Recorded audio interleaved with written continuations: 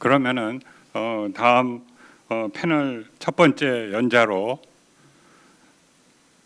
삼성 서울병원의 병원장이신 심장내과 박승우 원장님의 토론을 패널 토론을 들으시겠습니다.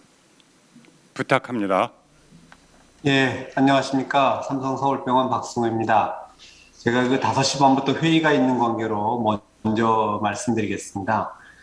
우리 병원에 지금 28명 정도 환자가 입원해 있는데, 4명이 90살이 넘어요. 근데 90살 넘는 분들이 그 멀쩡한 90살이 아니라, 파킨슨도 앓고 계시고, 뇌졸중도 앓고, 치매도 있고, 이런 분들이거든요. 근데 이제 이런 분들을 병원에서 이제 받았는데, 나라에서 코로나 진료 비용을 다 대주니까, 보호자들이나 이런 분들은 안 가려고 하고, DNR도 안 하고, 그냥 끝까지 치료를 해달라는 게 지금 이 현실이거든요. 그러니까 이런 것들을 바꾸긴 바꿔야 될 것 같은데, 참, 어떻게 해야 될지 저도 잘 모르겠습니다. 이번에 우선순위나 이런 거를 매긴다 그러면 또 인권에 대한 문제도 있고 이런 게 있기 때문에 그런 게 좀 문제가 있고, 또 하나는 이제 우리 병원에서도 코로나 환자 많이 보면서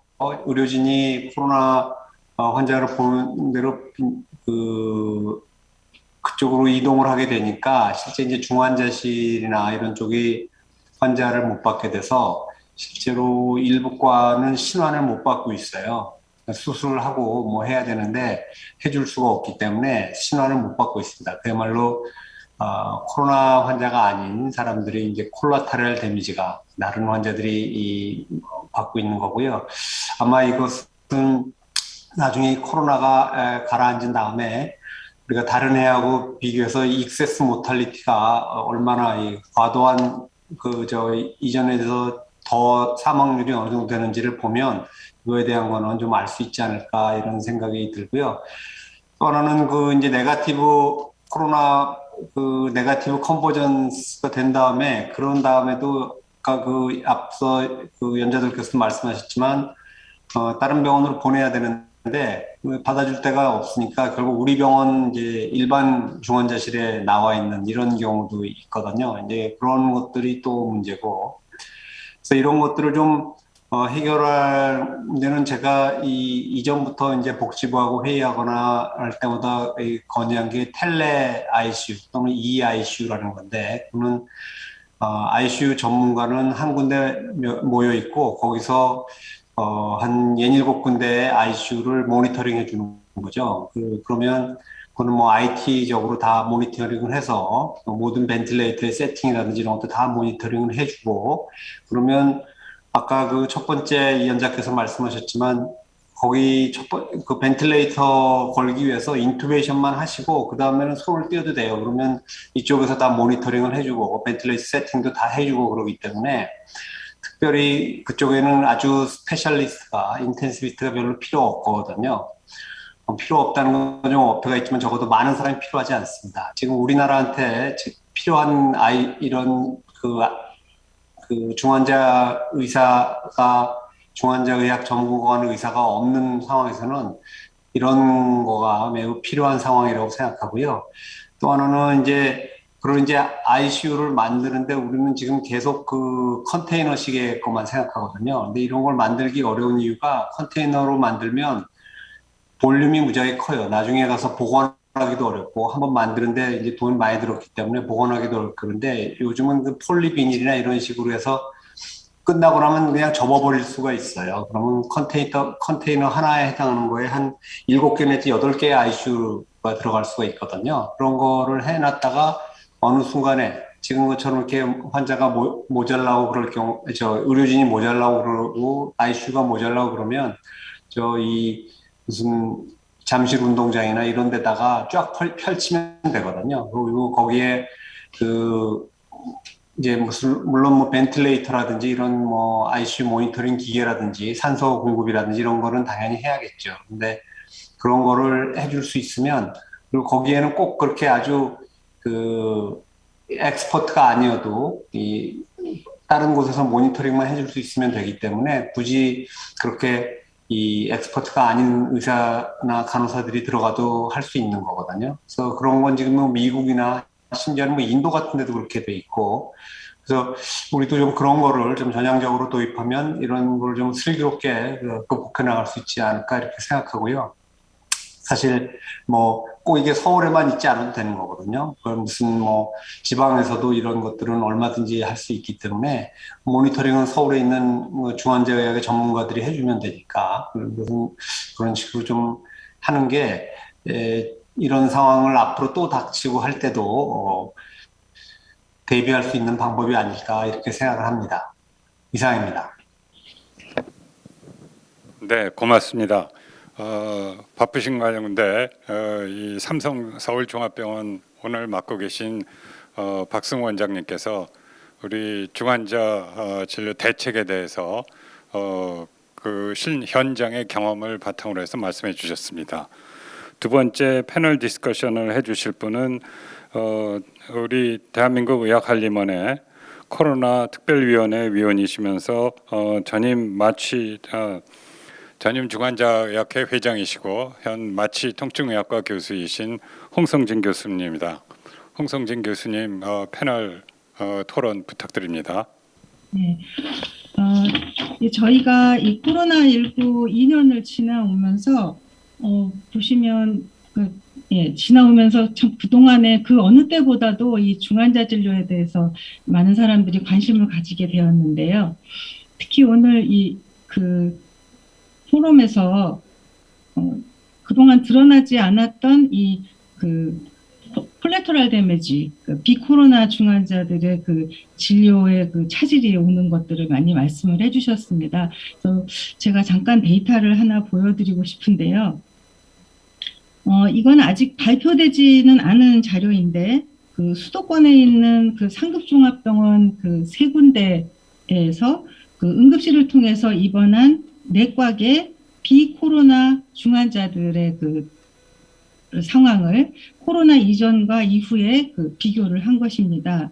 여기서 보시는 이 애프터는 그 올 1월에 상급종합병원의 그 허가병상 1%를 코로나 중환자 전담 치료 병상으로 이제 행정명령으로 동원을 하면서 이제 그 후에 를 애프터로 이제 정했고요. 그래서 이 빨간 막대는 그 2021년 1월부터 5월까지의 그 데이터입니다. 그래서 이 비교하는 이 까만 부분은 코로나 전인 2019년 1월부터 5월까지의 데이터입니다.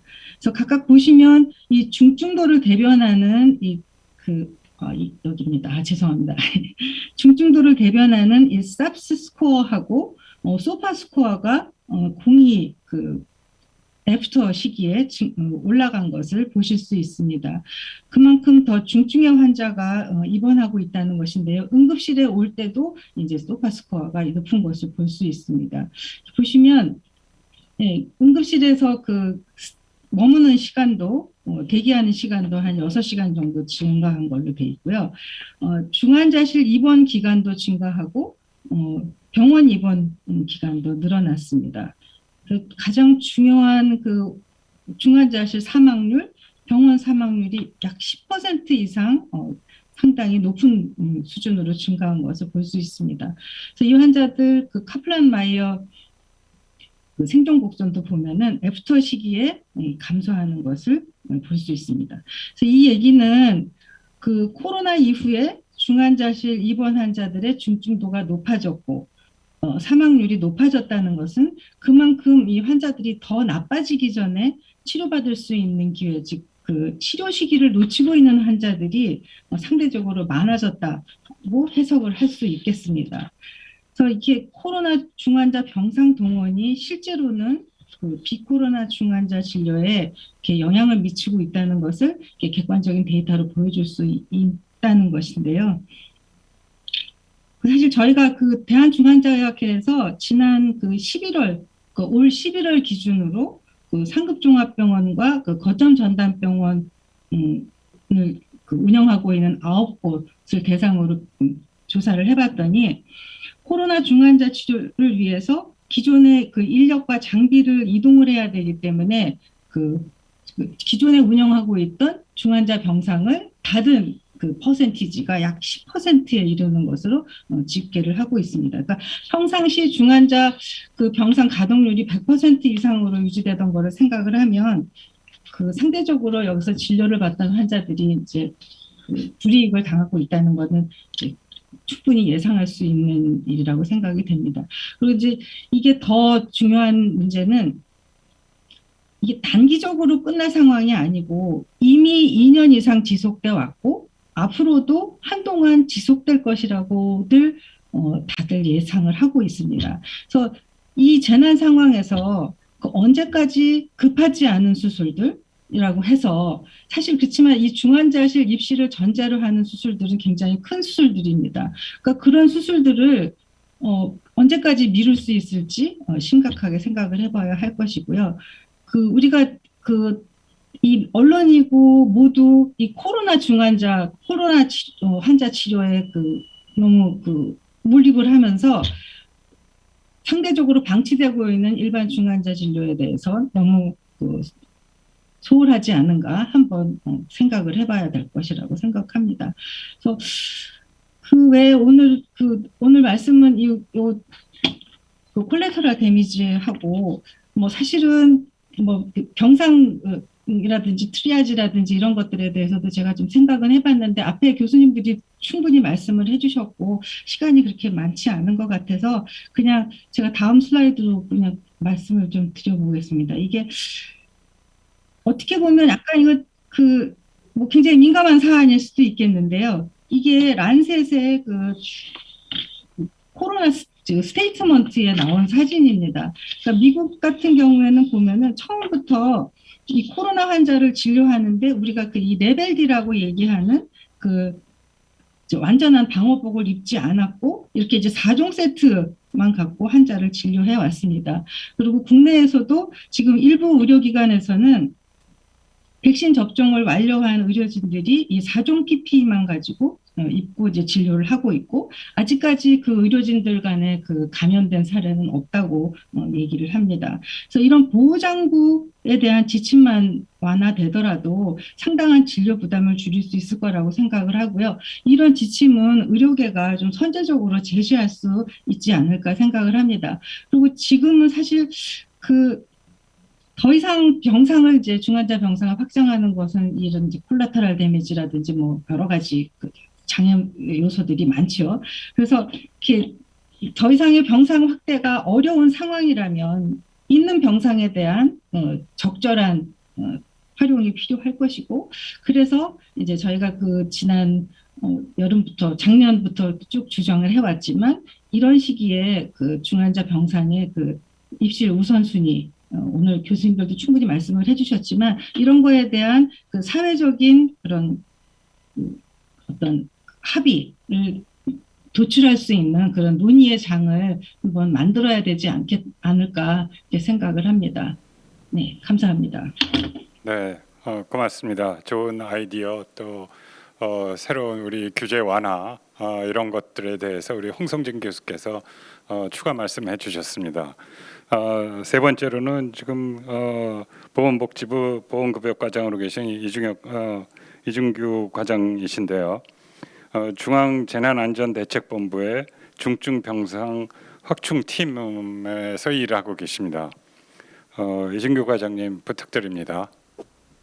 네, 죄송합니다. 안녕하세요. 저 복지부의 이준규 과장입니다. 현재 중수본에서는 중증병상 확충팀을 맡고 있고요. 복지부에서는 보건급여과를 맡고 있습니다. 말씀 주신 이제 앞에 그 발제자분들과 토론자분들 말씀을 들어보면 일단 이제 제가 두 가지를 다 이제 실기를 하고 있는 것 같은데 행정명령을 제가 담당을 하고 있고 그다음에 구조적인 수가 문제나 이런 부분 때문에 문제가 있는 이제 제가 원흉 같아서 죄송하다는 말씀을 일단 좀 드립니다.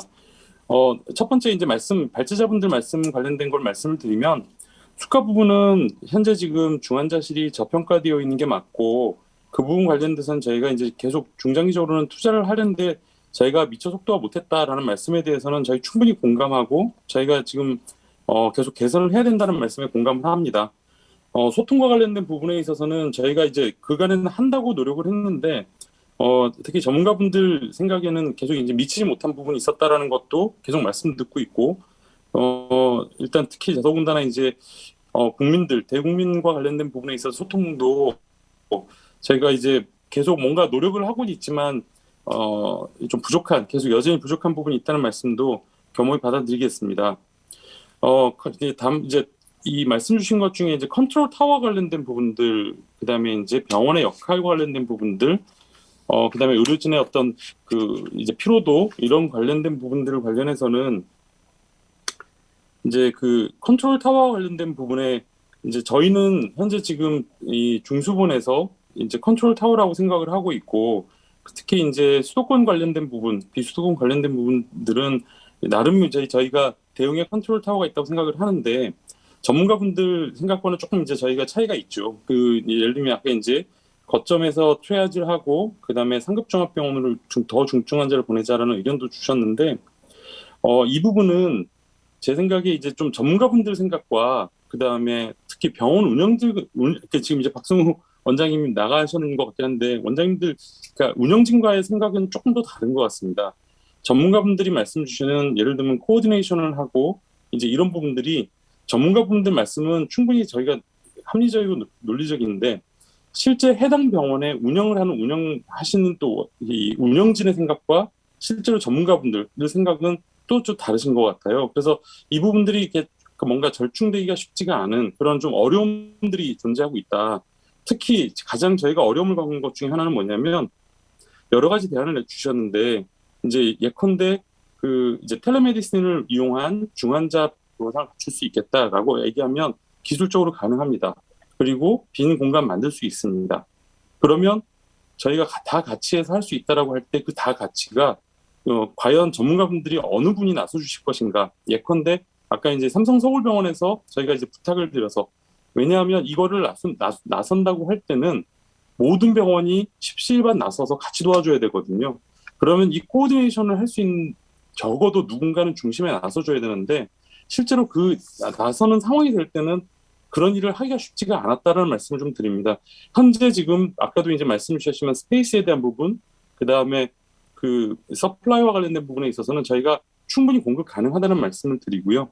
만약에 정말로 병원들이 나서서 이런 부분을 하자고 하시면 그리고 누군가 책임을 지고 이런 부분을 하자고 나서주시면 저희 측 충분히 할 수 있는 의향이 있고 현재 지금 그런 여력이 있다는 말씀 드립니다. 그런 부분에 참 상당히 좀 이제 전문가분들 말씀 주시는 것과 현재 상황에서 그거를 저희가 계속 요청을 드리고 전문가분의 의견들을 이제 실제로 병원을 담당하시는 분들하고 얘기를 해보면 상당한 온도차가 있다는 부분 때문에 사실 그걸 구현하기 쉽지가 않다는 말씀, 이제 그런 변명 아닌 변명을 좀 드리고요. 말씀대로 콜레테럴 데미지는 사실은 최소화해야 되는 게 맞습니다. 현재까지는 저희가 작년에 있는 데이터를 가지고 분석해본 결과로는 초과 사망이 그렇게 유의미하게 나타나진 않다. 그냥 통계학적으로 유의미하진 않아서 다행히 초과 사망이 나타나진 않는데 홍성진 교수님 말씀대로 중환자가 코로나 환자를 보험에 따라서 지금 이 중증도나 그다음에 환자의 사망도가 낮아진다고 하는 그런 부분들에 대해서는 저희가 좀 더 살펴보고 뭔가 반영할 수 있는 부분 그리고 최대한의 그런 부수적 피해가 발생하지 않도록 하는 것을 좀 해야겠다고 생각을 하고 있습니다. 마지막으로 홍성진 교수님이 정말 좀 고마운 말씀을 주셨는데 저희가 이제 사실은 내부적으로도 그런 얘기를 했는데 두 가지입니다. 병원의 전원에서의 컨제스천이 생기는 김남준 교수님 말씀 중에 가장 큰 장애물 중에 하나가 여러 가지가 있습니다. 저희가 병상을 잘 준비 못하고 저희가 중간에 오거나이즈 못하는 것도 있는데 실제로 가장 또 큰 것 중에 하나가 뭐냐면 코로나 PCR 2번 음성이 아닌 환자를 병원에서는 받지 않는 상황들이 엄청나게 많습니다. 임상적 해지에 대한 부분이 학술적으로는 더 이상 감염력이 없다. 10일 이상 지나는 경우는 감염력이 없다는 것을 의사 선생님들이 말씀을 하심에도 불구하고 실제로 병원에서는 의료진 거기에 있는 의사 선생님들은 그거에 대한 두려움 또는 환자에 대한 스티그마가 분명히 있습니다. 이게 질병관리본부의 지침으로 풀릴 수 있는 것인지 그게 좀 고민이고 이 부분은 좀 전문가분들의 도움이 필요하지 않을까 하는 생각을 좀 했고요. 두 번째 레벨 D와 관련된 부분도 그렇습니다. 현재 지침상으로는 4중 세트 또는 레벨 D로 이렇게 되어 있습니다. 하지만 현재 의료진분, 특히 이제 우리 현장에 투입되는 분들한테 이런 말씀 저희가 감히 드리지 못합니다. 현장에 들어가는 것조차도 힘든 상황에 이런 리스크에 정부가 노출되게 만들 거냐라는 이 논리에 저희가 감당이 되질 않아서 사실 더 강력하게 말씀을 못 드립니다. 레벨들이 있고 그렇게 힘든 상황에서 의료진을 보는 게 얼마나 힘든 상황이겠습니까? 그래서 저희가 이런 부분들을 오히려 좀 근거가 있는 그리고 전문성이 있는 전문가분들이 조금 더 말씀을 해주시면 고맙겠다는 말씀을 좀 드리고요. 아까 홍성경 교수님 그 말씀 사실 제가 감히 드릴까 말까 했었는데 말씀을 주셔서 말씀 그렇게 드립니다. 일단 지적해 주셨던 부분들은 저와 관련 제가 담당하는 부분들이 많아서 현장에서 많은 도움이 될 것 같고요. 그다음에 지속적인 그러니까 비판과 그다음에 이렇게 문제점 지적 그런 분들 말씀 주시면 하여튼 최대한 노력을 해서 반영할 수 있도록 하겠다는 말씀 드립니다. 감사합니다. 어려운 자리에서 이렇게 좋은 의견 제시해 주셔서 고맙습니다. 혹시 여기 계신 백 교수님, 서 교수님, 김 교수님께서 이진규 과장님께 통화가 되셨는데 잠깐씩 하시고 싶은 얘기 있으시면 잠깐 하시죠. 네, 말씀하세요. 백 교수님. 네. 이준규 과장님께 말씀드리겠습니다. 제가 아까 말씀드린 그 인력 부분, 그러니까 원내에서 지금 해결하지 못하는 인력들이 있는데 지금 군 인력으로 지원해 주시고 있는 그 주체가 지금 중수본이셔가지고 그런 부분에 현실적으로 내과적인 어떤 치료가 가능한 그런 과의 선택이라든지 그리고 또 특히 중증 병상이 점점 추가 예비 행정 명령도 지금 발동될 예정이잖아요. 그러면 사실 원내 인력으로 더 불가능한데 이 부분에 대해서 군 인력을 좀 더 활용해 줄 수 있는지 여쭤보겠습니다. 지금 원장님들께서도 선생님 말씀 주셨던 것처럼 저희가 이제 원장님들하고 계속 이제 행정명령과 관련된 이제 줌이든 대면 회의든 하면 말씀을 주시는데 실제로 저희가 최대한 국방부랑 얘기를 해서 특히 이제 내과 중환자실에 이제 일하실 수 있는 분들을 이제 하려고 노력은 하는데요. 말씀 주신 것처럼 저희가 공보위도 그다음에 이제 군의관도 얘기는 하지만 실제로 좀 어려움이 있습니다. 왜냐하면 저희가 이제 100% 원하시는 만큼 할 수 있다는 말씀 못 드리고요. 저희가 이제 병원별로도 받아봤습니다. 이제 군의관 현재 그 병원에서 트레이닝 받고 지금 현재 군에 계시는 분들 저희가 명단도 받아서 국방부에 협조를 구하고 있는데 아시겠지만 지금 국방부도 이제 현재 지금 거기 군 내도 거기도 집단 시설이기 때문에 문제는 거기 그 자체의 수요 또는 의료적 수요에 대한 부분에 대해서 저희가 완전히 또 무시할 수 있는 상황이 또 아니어서 그러니까 이런 부분에 지금 난관 그다음에 이걸 해결할 수 있는 부분들이 최대한 저희가 노력은 하지만 그 부분이 선생님 말씀 주셨던 것처럼 100% 지금 할 수 있느냐에 대한 부분을 시원스럽게 말씀 못 드립니다. 이제 저희가 지금 수요도 받았고요. 지금 현재 국방부랑 협의 중에 있는데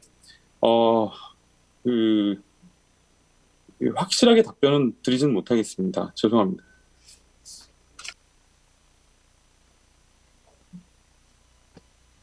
잘 들었습니다. 컨트롤 타워가 사실 작년 초부터 저와 이준규 과장님은 사실 여러 번 만나서 말씀도 나누고 같이 합의도 하고 그랬던 그런 부분들이 있는데요.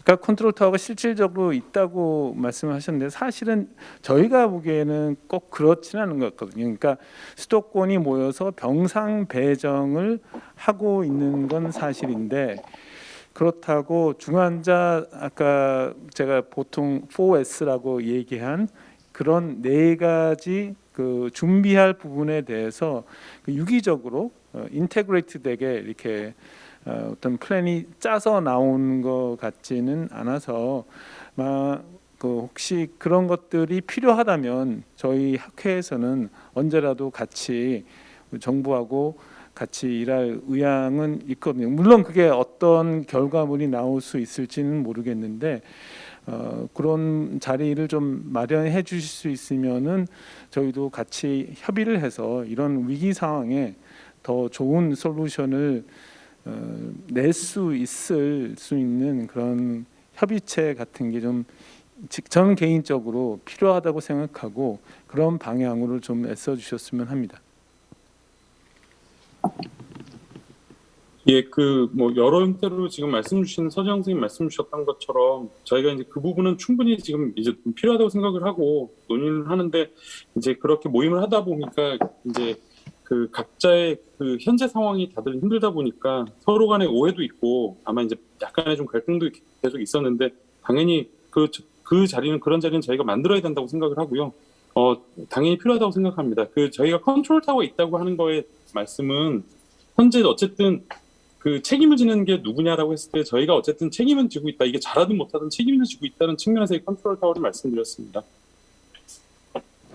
네, 다음 김 교수님 코멘트 또 있으면 얘기해 주시죠.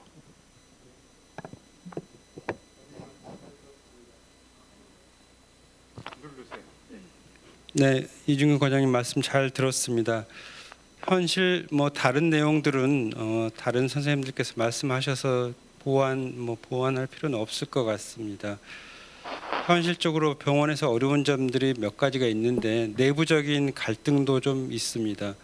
그 갈등의 핵심 요인은 이런 것입니다. 우리가 이 환자를 예를 들어 병원 내에서 다른 병동으로 옮겼을 때 코로나 PCR 음성이 아닌데 옮겼을 때 우리 병실이 100% 안전한지 장담해달라 이런 요청을 받는 경우들이 있습니다.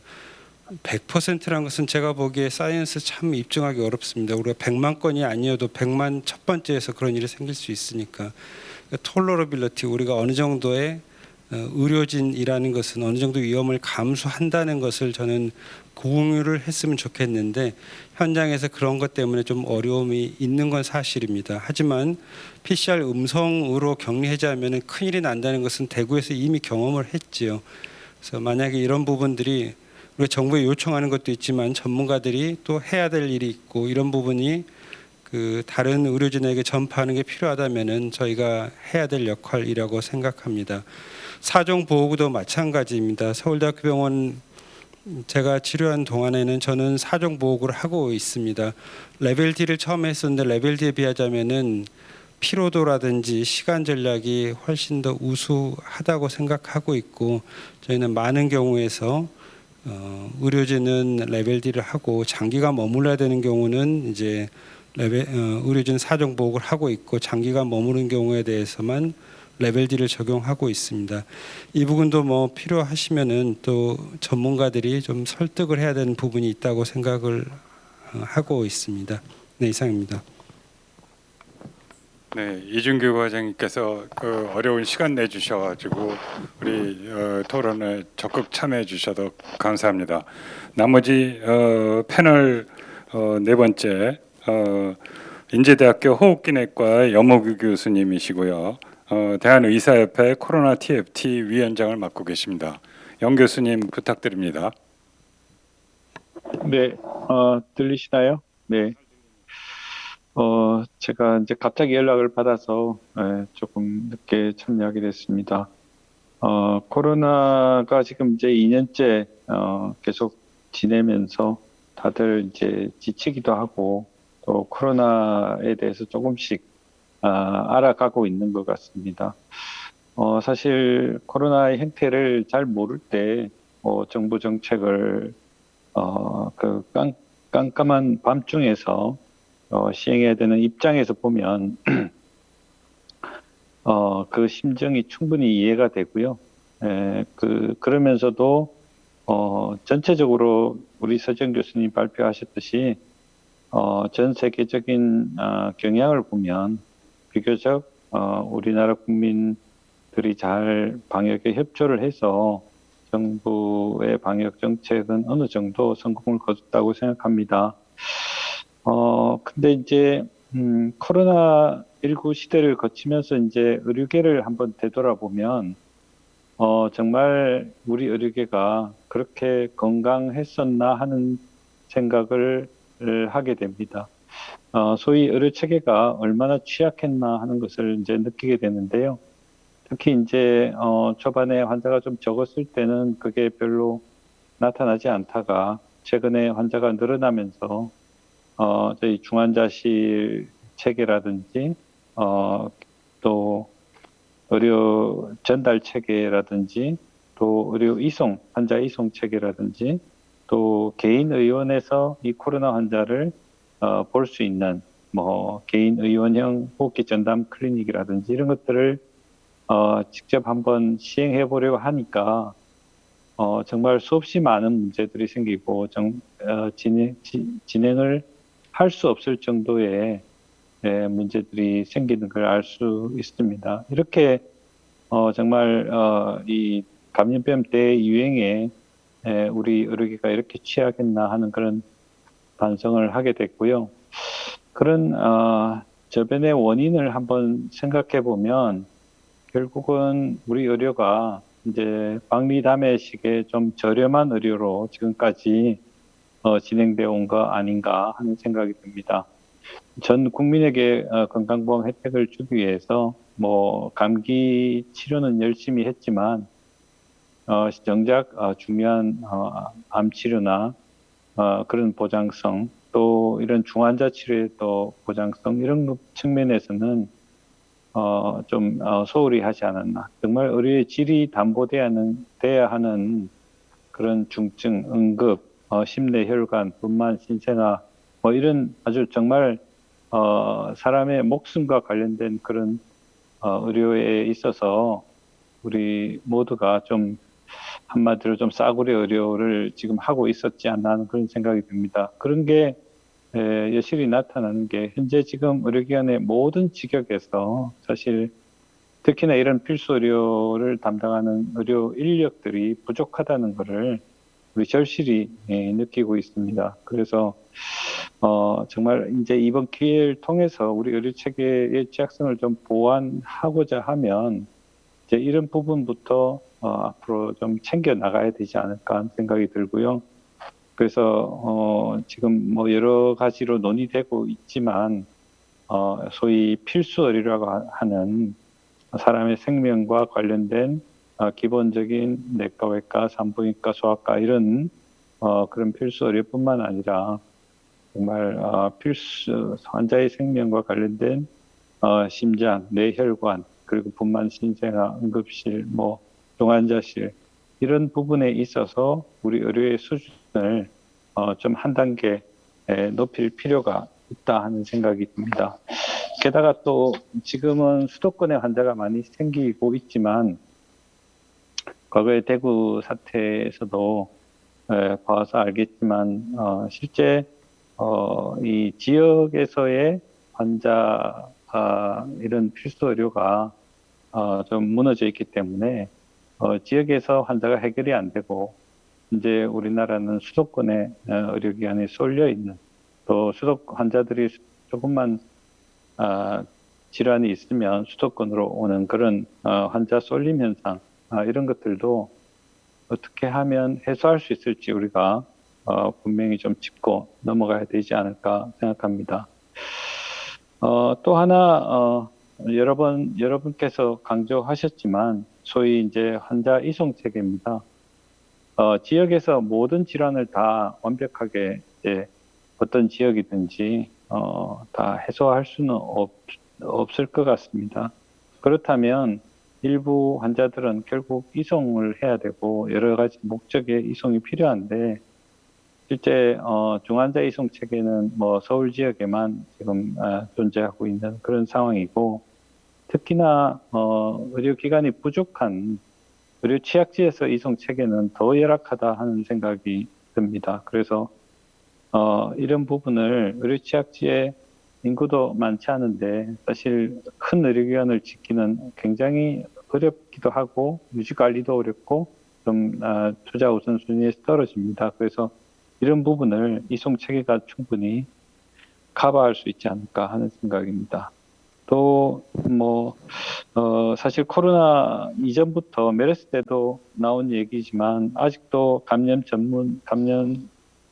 전담병원 또는 전문병원이 아직도 논의만 되고 있다 하는 생각이 듭니다. 그래서 이런 부분에 있어서는 좀 공공의료가 책임져야 될 부분이 분명히 있는데 사실은 이 공공의료가 여전히 마치 보건소에서 뭐 저기 만성 질환을 보거나 그 감기 환자 봐서 저기 이 진료하는 것이 정당한 것처럼 지금까지 진행이 되어 왔는데, 이 공공의료라는 것은 보통의 민간 의료가 투자할 수 없는 부분, 즉 이런 감염병 질환에 대해서 같은 그런 국가 재난이라든지 이런 걸 준비하라고 사실은 더 그 역할이 클 거라고 생각하는데, 그런 부분에서 좀 더 이 공공의료원이라든지 보건소의 본래 기능을 되돌려주는 그런 계기가 됐으면 하고, 또 감염병 전문 병원으로 건설과 또 공공의료원들이 위기 상황에서 감염병 전담병원으로 지금 많이 전환해 있지만 이런 것들이 좀 더 확대할 수 있으면 좋을 것 같습니다. 네, 그다음에 고맙습니다. 제가 한 가지만 말씀드리면, 의료 정책 그 부분에서 아까 이준규 과장께서 저기 말씀하셨는데, 사실은 제가 코로나 의협에서 그 전문위원 위원장을 지금 2년간 하면서 제일 아쉬운 게, 사실은 의료 정책을 수립하는데 의협이나 의학회나 한림원, 뭐 중환자 학회 여러 학회가 전문 학회들이 있는데, 이런 학회들과 또 임상 전문가들과의 협의하는 과정이 부족하다는 것이 참 절실하게 느껴졌습니다. 뭐 비교해서 좀 안 됐지만, 일본 같은 나라에서는 추가 접종을 해야 된다, 재택 치료를 해야 된다 하면 되게 정부에서 의사협회를 먼저 찾습니다. 찾아서 우리 이렇게 할 거니까 어떻게 합의를 해서 어떻게 하자, 이런 플랜이 나와서 그게 이제 시행이 되고, 뭔가 좀 문제가 있으면 다시 협의해서 또 고치고 뭐 이렇게 해서 굉장히 국가적 재난에 정부와 민간, 학회 이런 부분들이 유기적으로 협조하는 그런 상황인데, 그런 부분이 굉장히 좀 부족하고 아쉬웠다 하는 것입니다. 그래서 그 열심히 소통하고 있다고 하는데, 그런 것들이 저희가 보기에는 그런 것들이 좀 부족했지 않나. 아까 이준규 과장님 말씀하신 임상적으로 10일 이후면 해제가 된다, PCR 2번 아니면 병원에서 이번 뭐 안 받는다, 이런 얘기 하셨는데요. 이거 꾸준히 얘기했습니다. 사실은 굉장히 여러 번 얘기했고요. 정말 과학적으로 검증을 하면 데이터를 내놓고 의사들이 믿게끔 해야 됩니다. 지금 소아접종도 마찬가지고 국민들이 믿을 수 있게 데이터를 내놓고 해야 되는 그런 의무가 있는데, 이 10일이라는 게 코로나 초기에 나온 약간의 데이터 이외에는 사실은 그 뒤에 검증이 다 안 됐기 때문에, 대부분 병원들은 사실은 사회가 위드 코로나를 아무리 한다 해도 병원은 제로 코로나 원칙을 마지막까지 고수해야 될 곳이 병원입니다. 그렇기 때문에 이런 것들은 계속 소통하고 검증하고 하는 절차를 거쳐야 이런 게 되지 않을까 하는 생각입니다. 한 말씀만 드리면, 아까 중환자 뭐 우선순위, 입실 우선순위에 대해서 말씀하셨는데, 이러한 것도 사실은 진즉의 그 사회적 합의 논의 과정이 꼭 필요한 것입니다. 뭐 의사협회나 중환자 학회가 아무리 좋은 제도를 하고 싶다 하더라도 이 정부나 이 시민단체나 이런 여러 국민들하고 소통해서 논의하는 과정이 필요한데, 사실 그런 것들이 거의 진행이 되고 있지 않기 때문에 저희가 이렇게 오늘도 공청회를 통해서 하는데, 사실 많은 부분이 정말 정부와 협의를 통해서 진행할 수 있었지 않나 하는 그런 아쉬움이 있고, 앞으로는 좀 그렇게 진행했으면 좋겠습니다. 이상입니다. 네, 좋은 의견 너무 고맙습니다.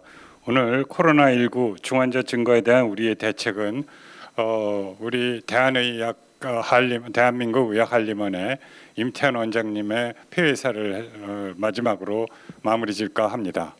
임태현 원장님께 부탁드립니다. 네, 감사합니다. 오늘 우리 지난주에 오미크론 변이주를 비롯한 백신의 돌파 감염 등등이 굉장한 우려였기 때문에 포럼을 거기에 대해서 했고, 오늘은 이 중환자 관리에 대해서 치료와 그 여러 가지 시스템적인 면에 대해서 한번 논의를 했습니다. 제가 의학관리원장으로서 듣는데 마음이 참 아팠습니다.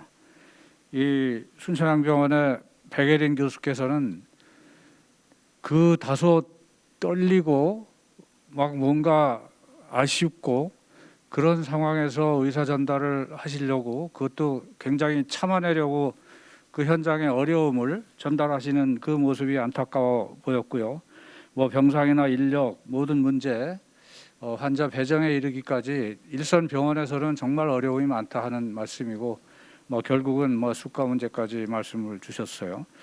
서지영 교수는 이제 삼성병원의 중환자실을 맡고 계신데 처음부터 상당히 좀 격앙돼 있는 그런 분위기를 느낄 수 있었습니다.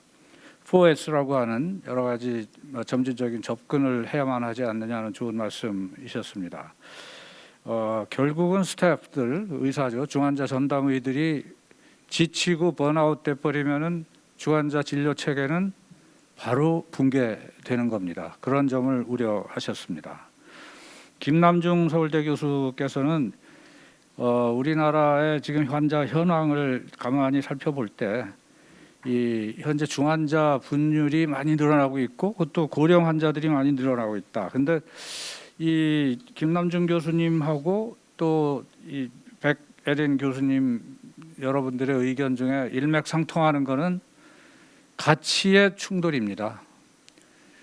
코로나 환자에 전념하게 됨으로써 일반 중환자 진료가 소홀해질 수밖에 없는 그러한 현실, 그것을 그냥 두고만 있을 건가?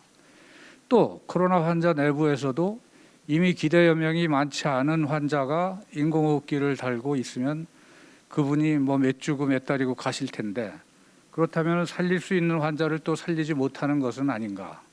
그런 것이 결국은 이제 의학적으로만으로는 풀 수가 없는 이 사회적 전체적인 구조적인 또 재원 투자에 있어서의 가치 판단이라고 할 수 있습니다.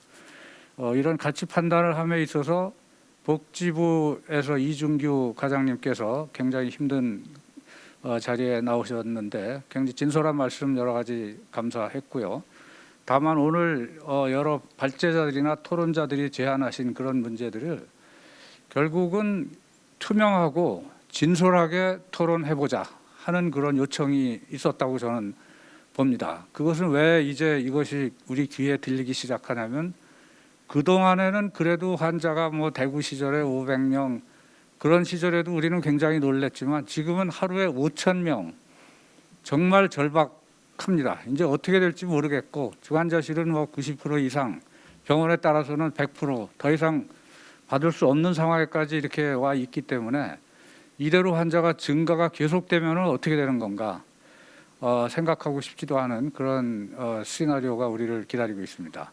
이때 우리가 해야 될 일은 전문가는 전문가의 입장에서, 또 가치의 충돌을 중재하는 정부는 정부의 입장에서, 또 그런 것을 도울 수 있는 국민들은 국민들의 입장에서 이 난관을 잘 해결해 나갈 수 있도록 서로가 자기 역할을 충실히 하는 수밖에 없다. 저는 그렇게 오늘 강의를 들으면서 판단했습니다. 마지막으로 의사협회 코로나 특위의 위원장이신 염호기 교수께서도 좋은 말씀을 해주셨고, 염호기 교수는 우리 코로나 발발한 그날서부터 바로 우리 의사협회 코로나 특위 위원장을 맡으셔서 정말 동분서주하고 바쁘게 뛰시는데, 오늘은 의료 시스템 전반에 관한 언급을 해주셨습니다. 그것도 우리가 귀담아 들어야 되고, 여러분들께서 부디 우리 의료계 전문 인력들의 이러한 외침을 그냥 흘려들으지 마시고 하나씩 좀 새겨서 미래를 대비할 수 있도록 도와주시기 바랍니다. 대단히 감사합니다. 고맙습니다. 네, 그럼 이것으로써 오늘 코로나19 중환자 증가에 대한 우리의 대책은 포럼을 마치도록 하겠습니다. 시청해 주신 여러 국민들께 감사 말씀드립니다. 고맙습니다.